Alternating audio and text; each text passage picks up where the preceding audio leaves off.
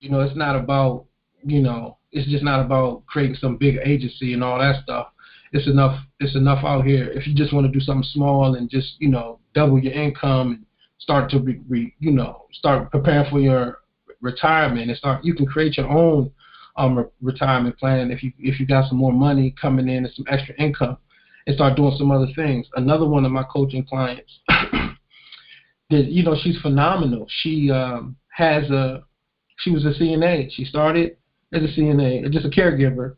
She started doing she was doing working for agencies, to where, like, most people who go private, it's usually a family that wants them, and she started working with the family individually, and then she just never went back to agency. That family referred her to another family. She's lived all over the country. She's went to Massachusetts. She's from Maryland, but she's moved to Massachusetts. She's moved to, Washington State. She's lived in California. Like, these families are actually shipping her to the, because she's in this network of, wealthy individuals who need caregivers, and she's created a referral network for herself to, stay busy. And some of these families are paying her, up to $30 an hour, and I'm talking about 24 hours. Or, she's gone, she's away from home for weeks. She's getting paid for the majority of the time that she's gone, and she didn't have to pay anything, bills or anything, so she was able to save the money. And now what she has right here in local in my market is a 5-bedroom assisted living. Now, she doesn't come from, like, she's not a nurse, so she didn't have, like, the nursing degrees, and she doesn't have any help financially. She doesn't have any major background that you would expect someone to be able to buy a home. You just don't see caregivers buying properties to become own assisted living. It just doesn't happen all the time, and it just comes from her to start making a decision to take advantage of the industry and work for herself and become independent. And that just took first becoming informed, and then just empowering herself and taking action.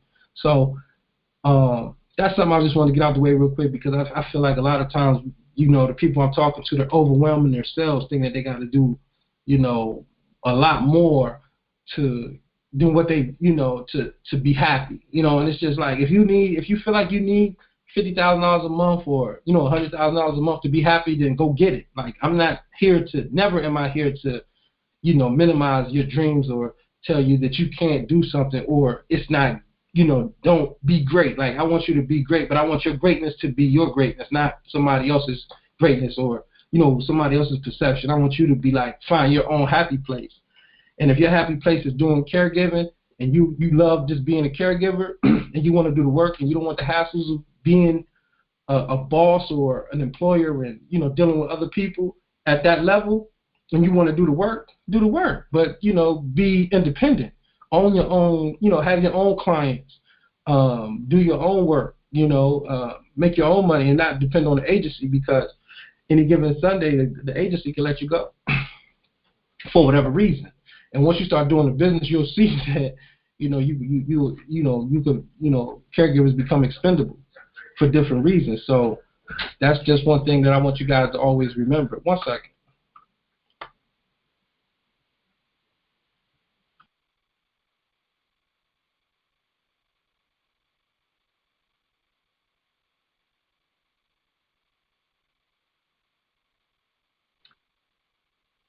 So, yeah, excuse me for that. So I'm going to get right into the content that I had prepared. One thing I wanted to talk to you guys about this evening was where did I put it?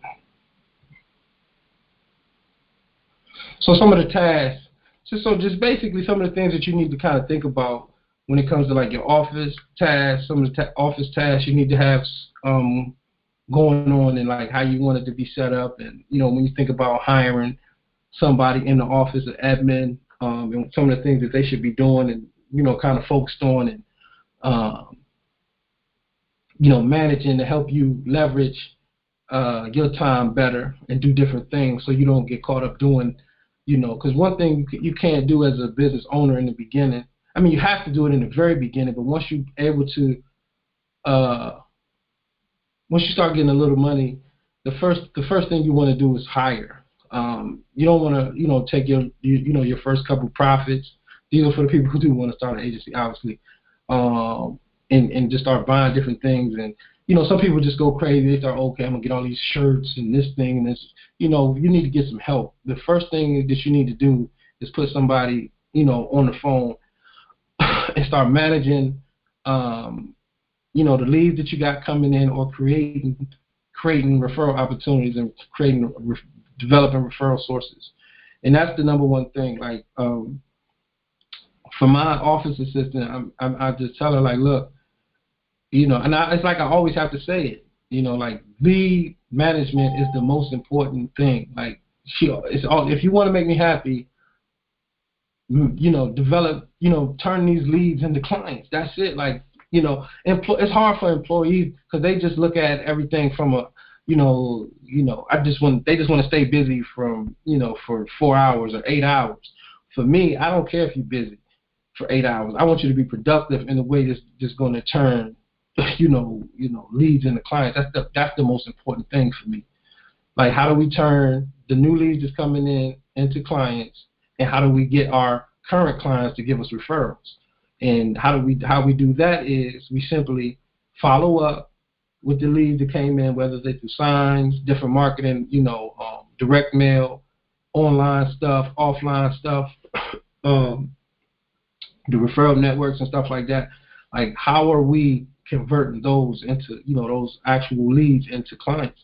That's the most important thing. That's the task of the day, every day. Now, everything else after that is, so that's the most important thing when I look at, like, the tasks that need to be taken care of in the office. After that, obviously scheduling and doing hiring and getting applications, interviews, documents, from the applicants, setting up appointments, the caregiver management, the day-to-day communication with the caregivers, managing their files, making sure that their stuff is up to date. So I'm just kind of going over some of the stuff that your office admin is going to have to be working on. Making sure if you got any type of continuing education, making sure they're doing their continuing education. So, like, with the Institute of Professional Care Education program that they could take their trainers online, we require our caregivers to take an hour a week and put their, do their training an hour a week. We can manage it, so they just got to log in and do an hour a week of training based on whatever training we assign them for that week. So, like, the office administrator could be, handling that, the caregiver. So this is all under caregiver management. The continuing education, the documents, because the certifications are going to expire, and you just got to make sure all that stuff is up to par. Client management, just basically making sure that the clients are happy. Doing follow-ups with the current clients. Like, in the beginning when we first started, we used to get a client, especially a quiet client. Like, we got clients, we call them quiet clients and noisy clients. Like, quiet clients are like the easy ones where you just forget they're there. Like, I have clients that the checks just come in every week. The caregiver goes there every week, every day, and does her job. And it's like, I hear nothing. It's like silence from them. And those are like some of the best clients. But that doesn't mean you shouldn't be communicating with them. And I mean, you don't want to get on their nerves either. If they're happy and content with what they have going on and they don't want to be bothered, that's cool. But at the same time, you just want to make sure you're checking in always, letting them know that, if there's anything that we can do better. And, that we're always looking for referrals, because if we need referrals to stay in business. And if you want us to continue to be able to provide care for you guys at an affordable rate, just send us some referrals. A way to get referrals from your clients, so your current clients, service them. I wouldn't ask for a referral for at least the first 90 days from a new client, with stellar service with, like, no complaints. That's when, because you want to hurry up and do it before you do get a complaint too. So it's like, okay, I don't want to wait too long, did something wrong, my caregiver do something stupid. Now, I feel like I don't want to say nothing. A week later, my caregiver, my caregiver messed up, and now 2 days later, I'm asking for a referral. It's just that, now you gotta wait. So, you give it a little bit of time when they're happy. You're calling in, like you call them once a week. You got your office administrator calling once a week, just leaving them a message, letting them know that, we're thinking about them and if they need anything, stuff like that. Scheduling, you should be using the software, some type of software. We've got one or two clients. You might don't want to. You might don't need a software, but you should be able to afford it. It should, the software nowadays is getting cheaper and cheaper. It should be down to about $100 a month. So I feel like it's worth it to have a pretty decent piece of software, not only just for scheduling, but managing your leads, your applicants, your caregivers, and your clients. So, this is definitely a piece of the office task that the office assistant, office manager, whatever you're gonna call them, should know. Every time you buy a piece of software, they're gonna come with like training. So as soon as you hire the person, or as soon as you bring them on board, they're going straight into the software training. So they can learn the software. And the scheduling is the crazy thing about it, like I get scared sometimes because I'm like, man, if I ever, so if I lose a caregiver or my office person, if I ever got to switch office people, I have to put somebody in there before they leave. So I can't never be without an office person not knowing how to use the software, because there's certain aspects of the software that I haven't even learned. Like the scheduling, for instance, is just putting it in there, and I just never sat down and figured out how to do it. My office, people are, competent with it. They managing the telephony. They're getting the updates when people are locked, when they're late and all that stuff, following up, like we're, calling them if they're not checking in. Like the software give you the notifications. I can see the notifications. I get the emails, but actually setting them up, putting them in there, I haven't personally. I don't do that, but you definitely want to, this is another task that you can have your office person doing. Invoicing, payroll, stuff like that. And, like when you got insurance companies that are paying you, like long-term care insurers, you can, these are some of the things you want to think about doing. And you heading off to your office staff. But for me, like invoicing, I keep that total. I don't want nobody to see my money. Like personally, I don't want nobody to see my money. So nobody can really, nobody knows what's going on. I make sure I take care of all the invoices, and then I do payroll like that. So I keep that. That's my job, because that's at the end of the day, like that's the money, and you don't want to. You have to have. So like my office assistant, she has certain access to certain things, but. So like payroll can still get done without me, but for the most part, I like to manage all that myself. When it comes to like the insurance companies, long-term care, you can have them send over the notes. So when you and I'm still on like the task that you need to have someone that you can have at the office. I'm just kind of covering like an office assistant's job profile. The insurance, they can send the information to the insurer and stuff like that, so you can so they can get the reimbursements. And how the long-term care usually works is you have to send care notes every week along with your invoices. So your caregiver has to take notes at the client's home and send them over to you every week, and then those care notes have to be sent with the invoice to the actual long-term care insurer, so you can get paid. 1 second.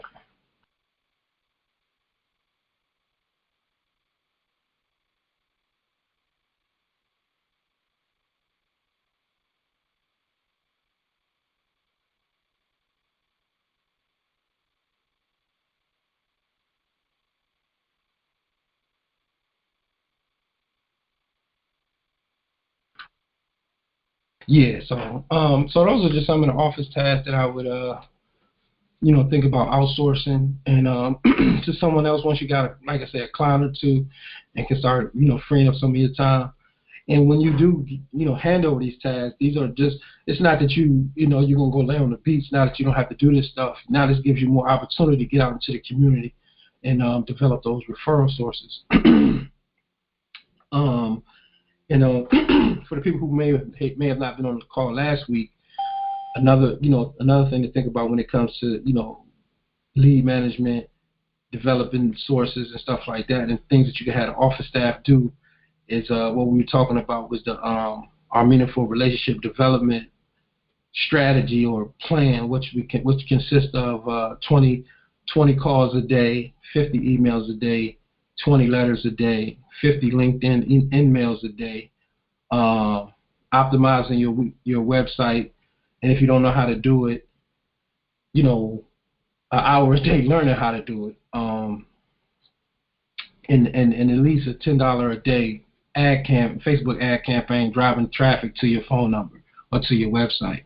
And again, the top referral sources are, this is some of the stuff we covered last week. The top referral sources are that you want to go after to develop those meaningful relationships is the hospital discharge planners, home health agencies, hospices, skilled nursing facilities, assisted living facilities, Department of Aging, the rehabilitation hospitals, different case managers in the community, adult daycare centers and stuff like that.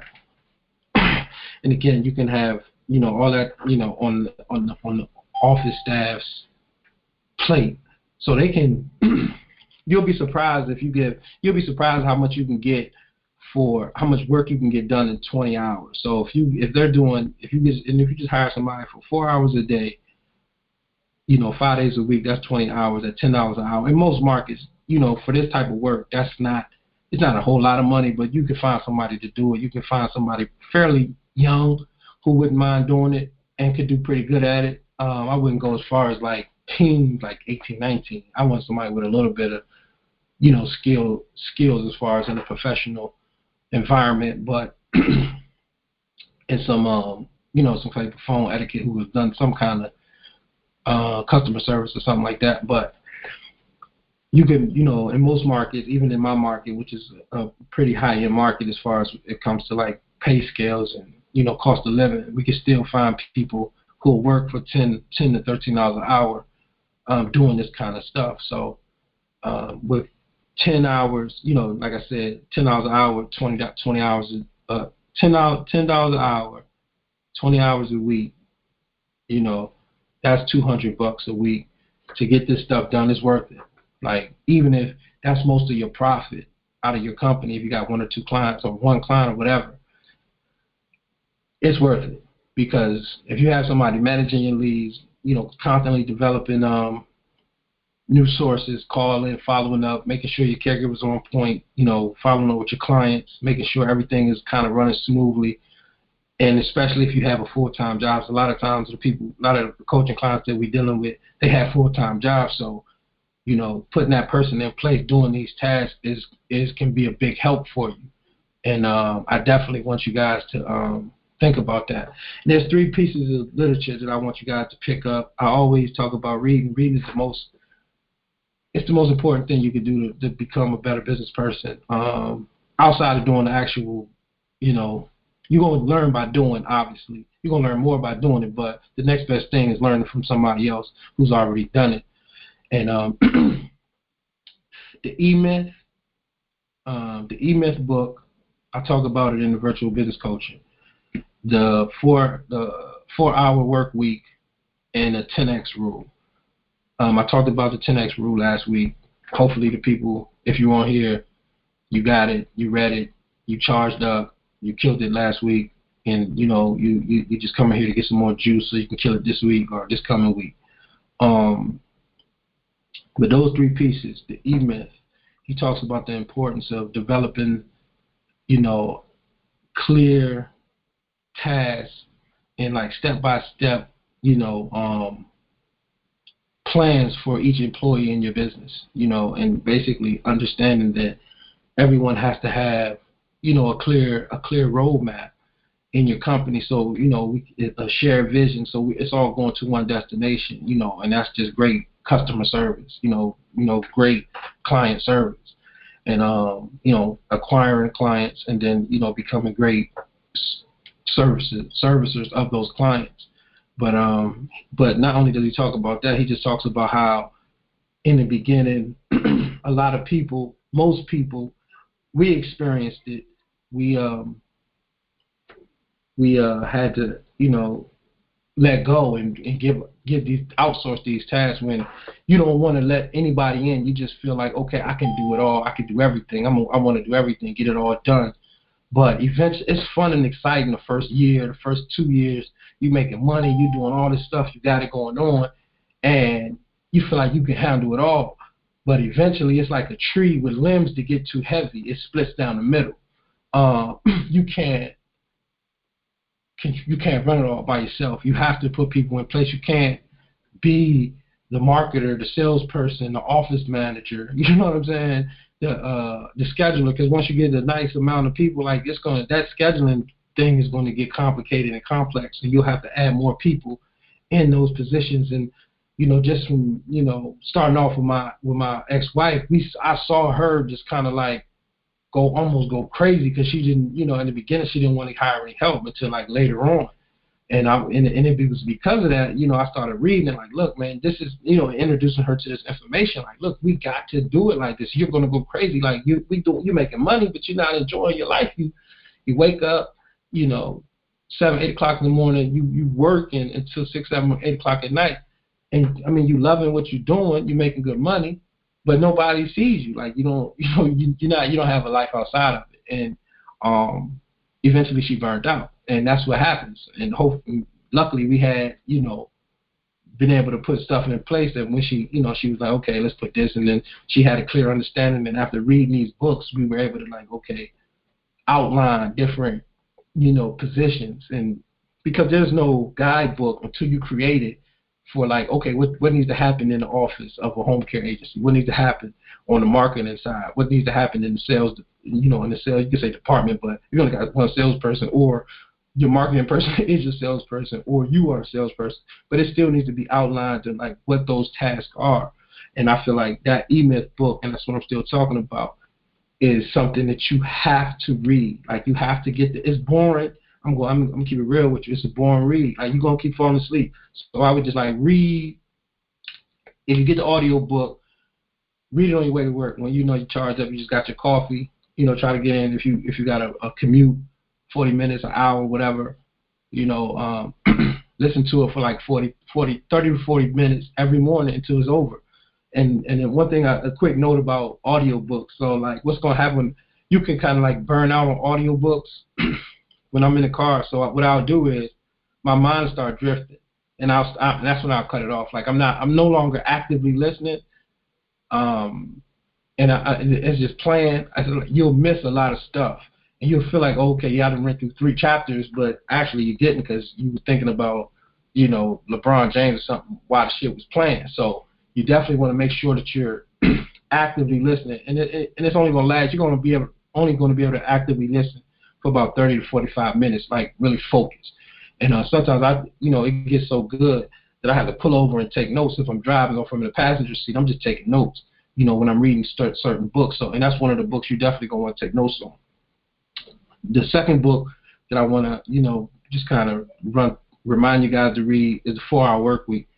So he helps you understand not only the importance of outsourcing, but how to leverage like people like virtual assistants. So like some of these things you can get done through virtual assistants. You can have them do it. You can hire like outside agencies to like take your calls, their incoming calls. So like we use Pat Live now, so we don't miss any calls. So now any call that comes in 24 hours is they're talking to a live person. I don't have to pay someone like to be on like hourly to you like, okay, you're gonna answer the calls after 5. Like I'm going home, I'm not answering calls. So now that we use Pat Live, we can get calls all year, all hours of the night. And you do get calls all hours of the night. Sometimes people just call to leave a message, but and then they get somebody, and that's even better. You always want to make sure that when when people are calling, they're getting someone. Don't sending them the voicemail is just bad business, and people usually don't respond well to it. They don't trust it, and that's kind of like what some of the things he talks about, leveraging people in different places, like different parts of the world, who speak great English, but they pay. You can get them to do things for under minimum wage, like $4 an hour. It's people that can do stuff for you on your website. Like when we talk about when we talk about optimizing your website. I have somebody optimizing our website $50 a week, and they're doing all kind of backlinks and all this crazy. I don't know what they're doing, but they say it's working. We will see, but different virtual assistants, they come with different track records. They send us reports and tell us what they're doing, and but because they're in like India, that doesn't mean they're any less educated. Most of the times, they're better educated on specific things. And, he teaches you in the 4-hour work week how to leverage those things. And these are things that, big companies been doing. Like we've been hearing about outsourcing to India, outsourcing to China for years. But we as like small businesses, especially in the minority community, we don't know nothing about that stuff. We don't hear about it. We don't realize that I can have an Indian working for me for $30 a week. You know what I mean? And, doing $10 hours worth of work, or for $80 a week or $100 a week doing, 20 hours worth of work for me a week on my website, or taking calls, or doing some billing. Different accountants now are doing, having these Indians, and you think your accountant is doing your stuff in the office, they sending that stuff to India, or you think your lawyer is doing it, they sending that stuff to India. They doing the tedious work, and then your lawyer just standing in the courtroom with the documents. They're not paying people to do that stuff no more. So that's just another thing that I want you guys to remember. When you're building your business, we gotta take advantage of the opportunities of this globalization, and the access through the internet and the websites that we can use as far as like these different opportunities and options are like freelancer.com, upwork.com. Like you can go in there and get a whole website designed. You can go in there and get somebody to do your bookkeeping. You know what I mean? Like it's like a lot of opportunities in there to get stuff done for people who really have great skills, but they just they live in different countries, and the cost of living, the power of the dollar is really strong in those countries. So Fiverr.com, for example. So not to stay on that too long, but I just really want you guys to understand that there's an opportunity there for you to use that and grow your business, with lesser, with the same quality of work, but because of the information, you can make your dollar stretch a little longer. I want to talk a little bit about like offline marketing, like not phone calls and not internet stuff, and the power of it. There's people still do read newsletters, especially people up in age, seniors. The people who we dealing with, their daughters, the eldest daughter is the one we usually that hires the agency, but they still read papers and still use newsletters and stuff like that to get information. So there's not a problem with creating a newsletter, a paper newsletter, and disseminating it to your database through your referral network.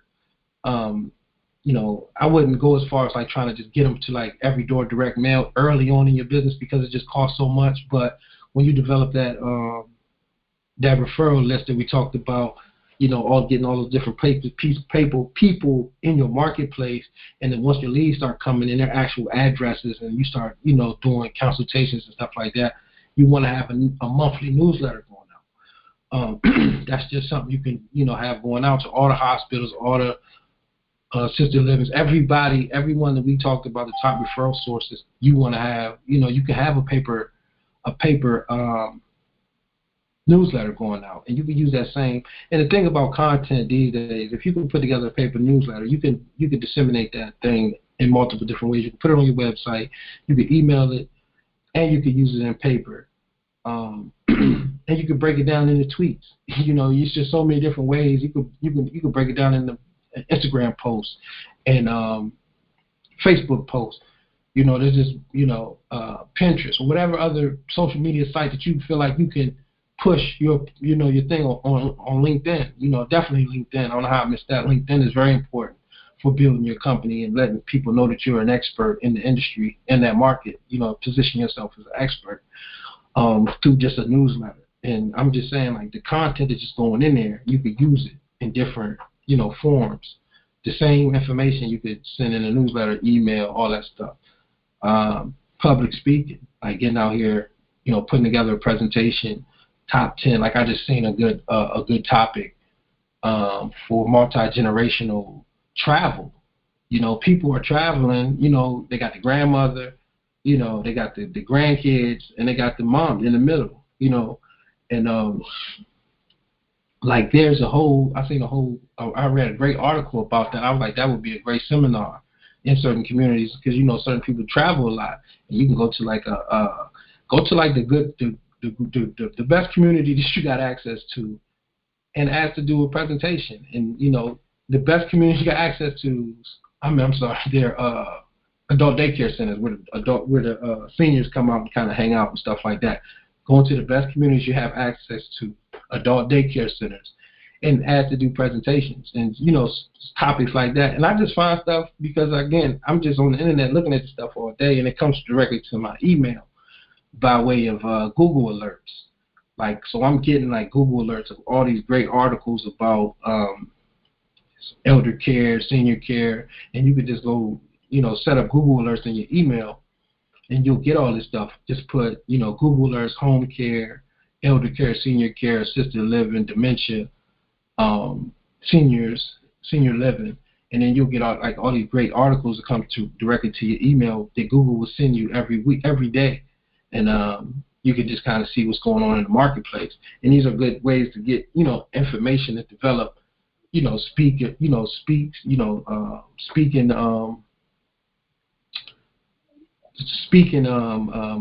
what's the word for it? Speeches, I guess. You can develop your public speaking speeches and doing stuff like that, and also you can use it for your newsletter. Sending greeting cards on all major holidays. You don't want to put like religious stuff on there. So like on Christmas, you don't want to send Merry Christmas. You say Happy Holidays. On Thanksgiving, most people celebrate holiday. Like the Thanksgiving, and 4th of July. You want to use every opportunity that you have to reach out to people. Like every opportunity you have is every time that you have an opportunity to give somebody a call or send them a card or send them a newsletter or get in front of them and talk about your business, you want to take advantage of it. In holidays, major holidays, is just another excuse to reach out to your marketplace. So now I'm looking at that was offline market, just giving you guys some quick content. I got cold calls down there for on offline stuff too. So just making cold calls, that goes back to those 20 calls a day minimum to develop your meaningful relationship development to those top referral sources. But now I'm going to the online marketing. You want to, like I said in the beginning, develop content, and there's a lot of content out there. That's just pertaining to how to take good care of seniors, and different ways of safety and health and wellness and spiritual, not necessarily religious. It's just a lot of content out there that you can start to develop and put on your website and put on your social media, put in your newsletters and stuff like that. But, most importantly, you want to have, this content developed and put in being disseminated by you. And it's not as complex as you think. You can pick a topic, and again, you could reach out to these different virtual assistants who can develop this content for you. You give them a topic, and they might charge you $10 an article, $15 an article. You're like, okay, I want an article about senior healthcare or senior diets or seniors traveling, seniors, and they, and they might say, oh, I need a 500 word post or piece of content, and they'll give you that content. They'll develop the content, you'll read it, and then you pay them for it if it's good. And you just keep developing that content like that, and then that, like I said, that same content you can disseminate, you can distribute all over, throughout your whole network, in your newsletters, your social media. You can put it on YouTube by doing like little word videos where the video where it's just words and music and they're reading it.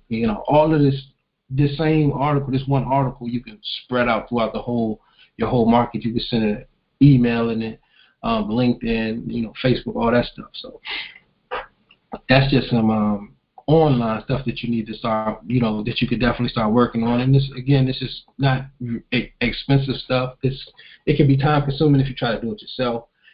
The best thing to do is try to find somebody like on Upwork or freelancer.com to develop the content for you. And then, once it's there, it's yours. It's your like original content. He created it just for you, and he has your company in there, and he has your when you do have, if you do go to someone like that, make sure it's SEO optimized, search engine optimized with your keywords and your target marketplace in there. So it's geo targeted to where though not only is the information has your your company name like throughout the article, it also has your area where you target at throughout the article. So they could like they understand that. You don't have to understand it, but they know when you say it, they know what to do with it. They can put those they create the sentences and the words and the paragraphs, and they put your information in there. Obviously it reads well and it makes sense. And once you post that stuff onto like your website, that's how the optimization works. And I'm not gonna get all into the details of how it works, but that's how you drive traffic, what they call organic traffic to your website, when people search specific terms in your market.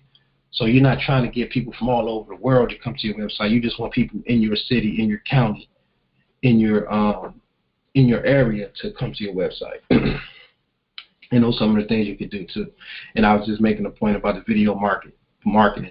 You can also find these guys that do like, he'll take that article and say, hey, look, I need you to take this article here.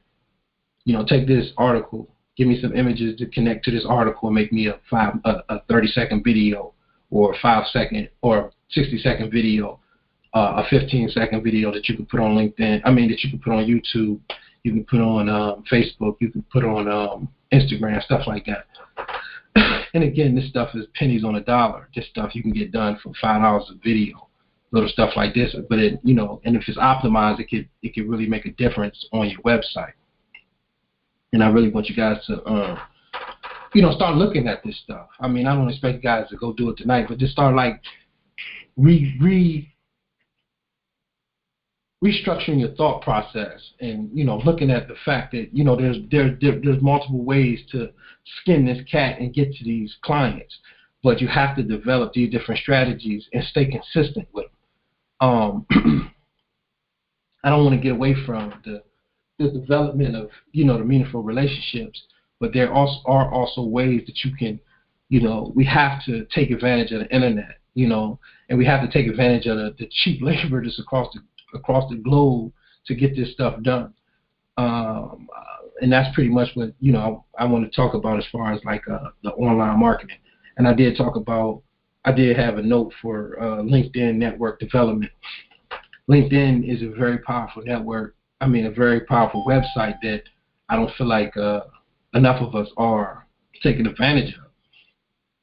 And I talk about these assisted livings and these nursing homes, like all of these hospitals and all these people and these companies and these organizations, they have LinkedIn websites. They're on LinkedIn, and then their employees are on LinkedIn.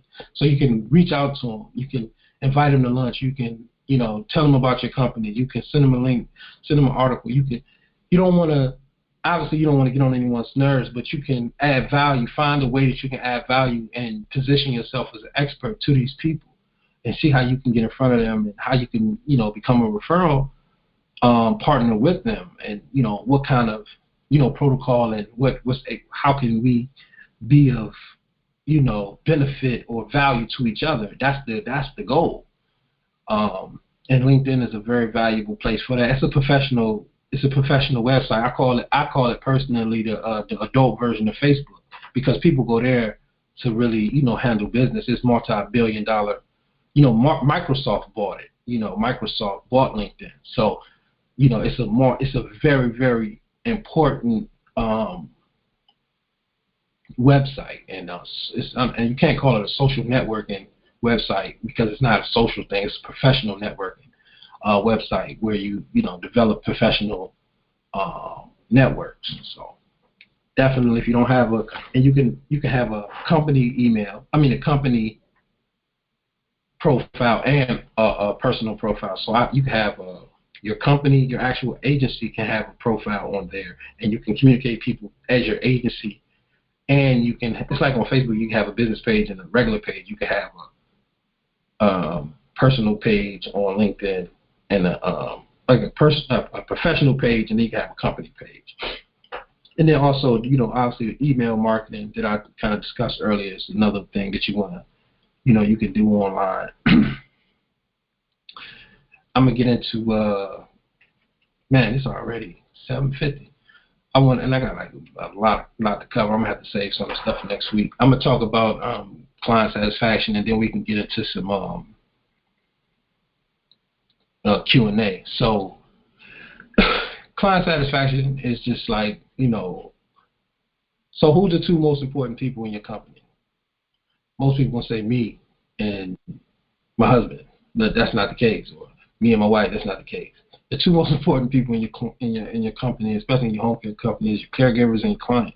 If your caregiver's not happy, your client's not happy. If your client's not happy, nobody happy, because that's the money.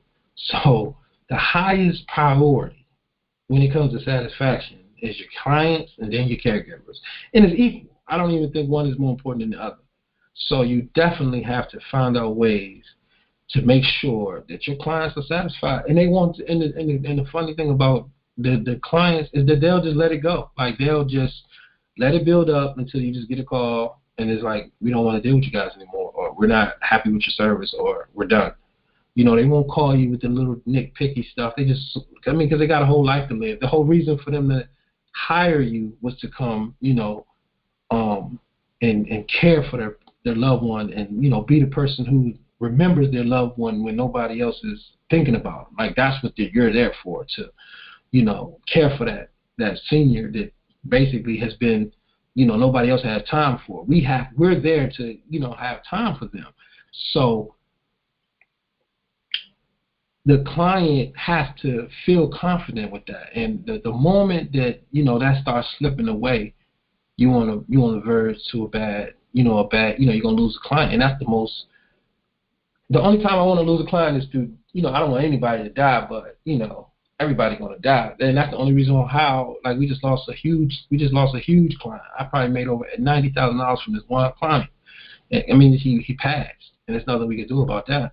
But that's the only way I want to see my clients go. And, my caregiver was hurt, like, crying. She's going to I don't go to the funerals. I don't even go to nobody's funeral. But, that was very, that client and, the level of satisfaction was there because we made sure that the client was happy. We sent the client birthday cards with, fruit baskets, gifts, stuff like that. We do bi-weekly checkups. If nobody can't get out there, at least we're definitely making phone calls and getting them in the office. Getting them, making sure that they're, that they have everything they need and they're answering any questions. And once you call them, they say, oh yeah, we do have this. Oh, this is going on. We do have an issue with this. Oh, I'm glad you called.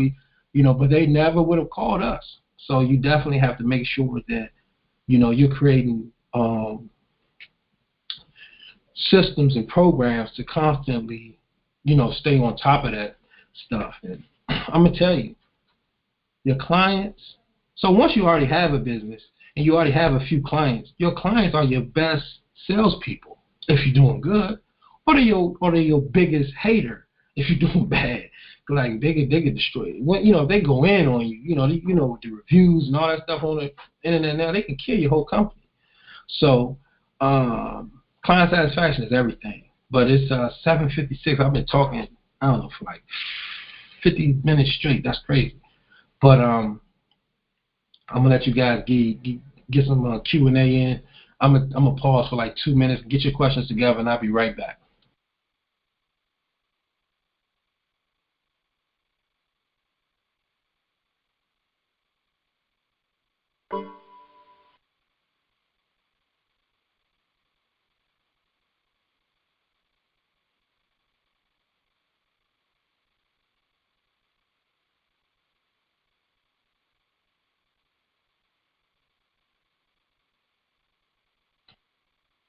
Yes. So I'm back. We can let me see if I can get this unmuted for you guys. Consultation.com. Maybe I'll be someone that they do so. Because let me tell you, is there any questions? Ruth, let me tell you the straight. Ruth, let me tell you the straight. The talk right now. You guys hear me? Oh, hello. Question for you. What was the name of the audio book? Somebody is on here talking to someone else. I think I just shut him down. Yeah. Okay. My question is, what was the name of that audio book? The name of the book is so I mentioned 3 books tonight. There was The E-Myth by Gerber. I forgot his first name, Gerber. Tim Ferriss has the 4-Hour Work Week, and then the 10X Rule by Grant Cardone. So those are the 3. They're all. What was the last one? What was the last one? The last one was called the 10X Rule by Grant Cardone. All right, thank you. Yeah. Are there any more questions out there? I'm having trouble hearing you guys. I'm trying to really listen. Are there any more questions out there? Yes, I have a question. Go ahead. I heard you say something about setting up a system. Like super low. Let me see what I can do.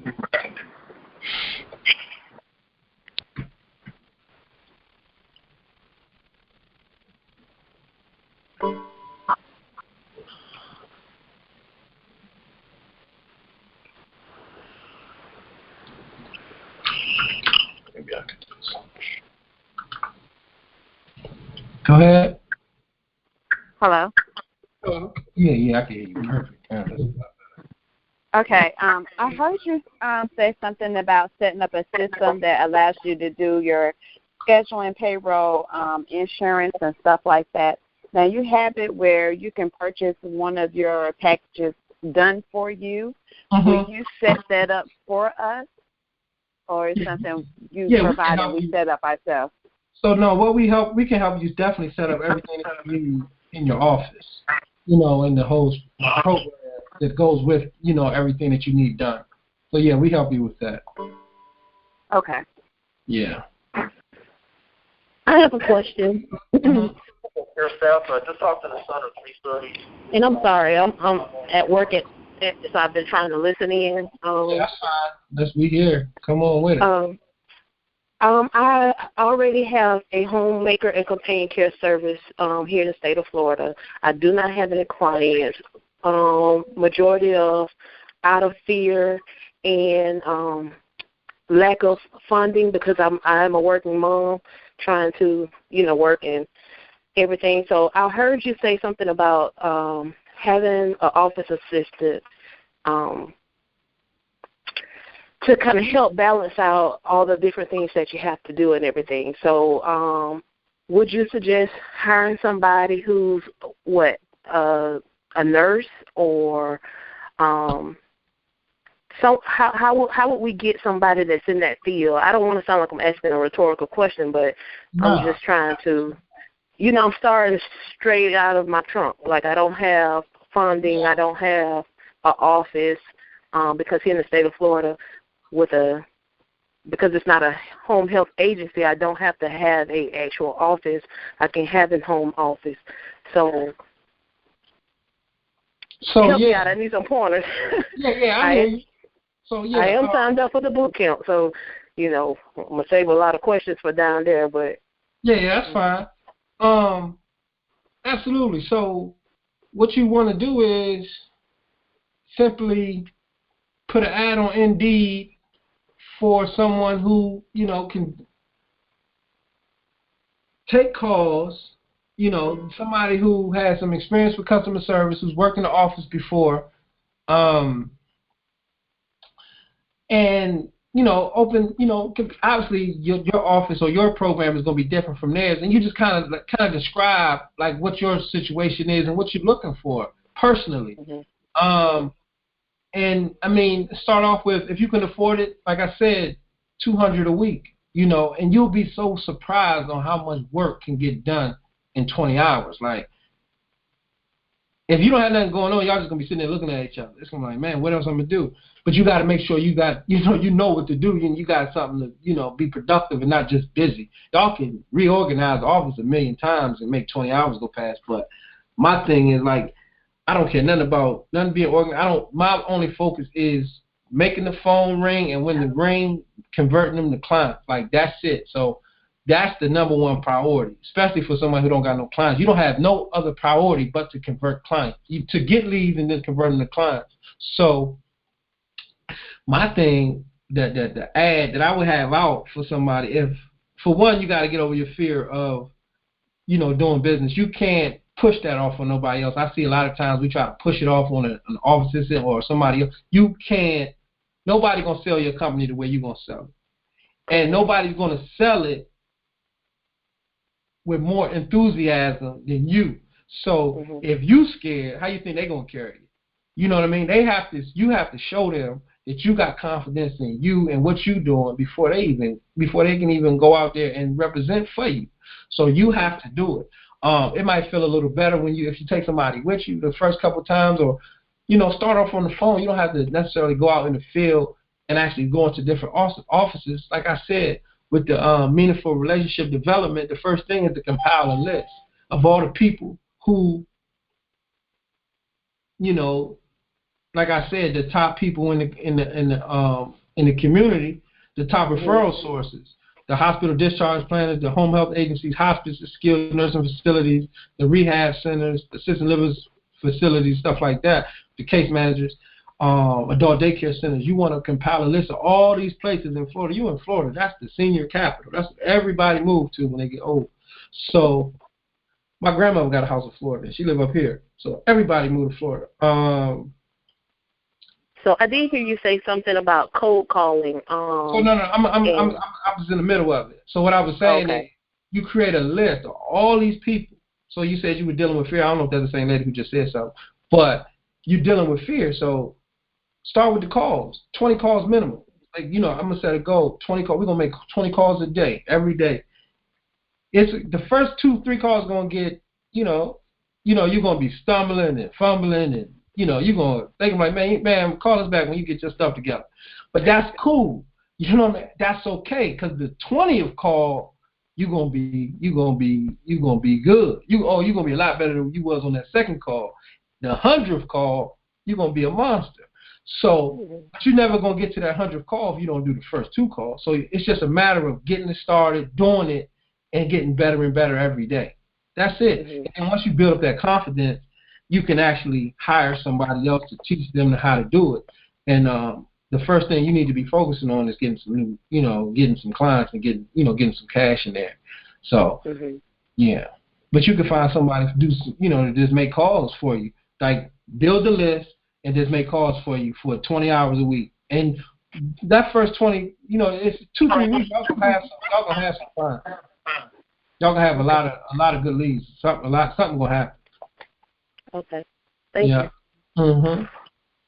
Ellen, I have a question. With the long-term insurance that you were talking about earlier, how do we go about partner with them or become a provider so we can start accepting the insurance? What are the procedures that we have to follow or do?